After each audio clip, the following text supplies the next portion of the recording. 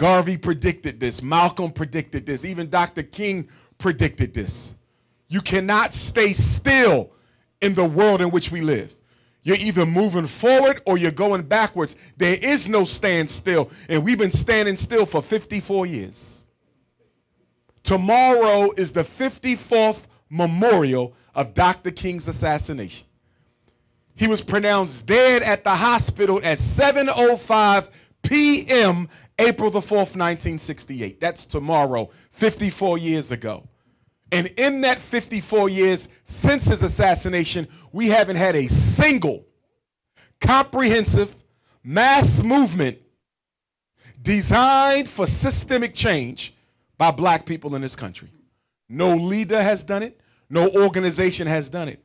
Despite all the criticism that Dr. King gets, he's the last one to give you something. The Civil Rights Bill didn't solve all our problems, but it gave you a little elbow room.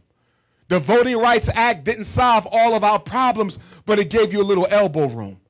At least Dr. King gave you something. None of your leaders since then, not a single one, nationalist or integrationist, has given you a movement for change. They've given you a lot of speeches. They give you a lot of walks and marches and promises, but an actual movement for change, nobody has done it in the last 54 years. Social events, not political movements.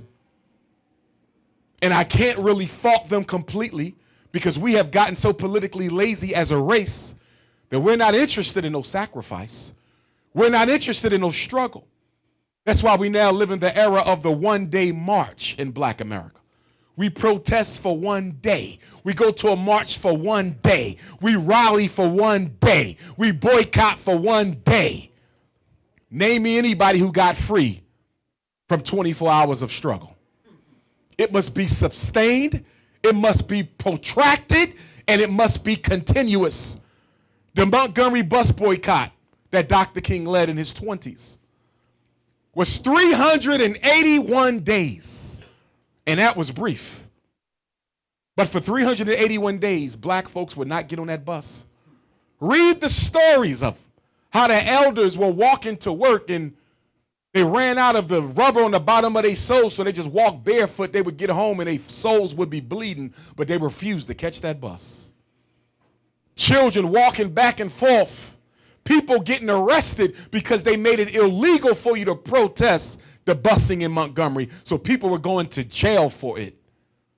The sacrifice, people lost their jobs, their houses, their mortgages for standing with Dr. King and the Montgomery Improvement Association, patterned after Marcus Garvey's Universal Negro Improvement Association.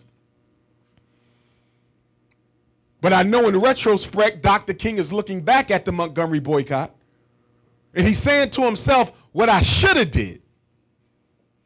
After they desegregated the buses, what I should have did was not tell everybody to get back on them. But we should have kept all the money we saved up for 381 days protesting and started a black-owned Montgomery bus company. That's the end goal, independence. The end goal, brothers and sisters, is independence. It is not dependency. The illusion of inclusion has kept black people in quicksand for half a century.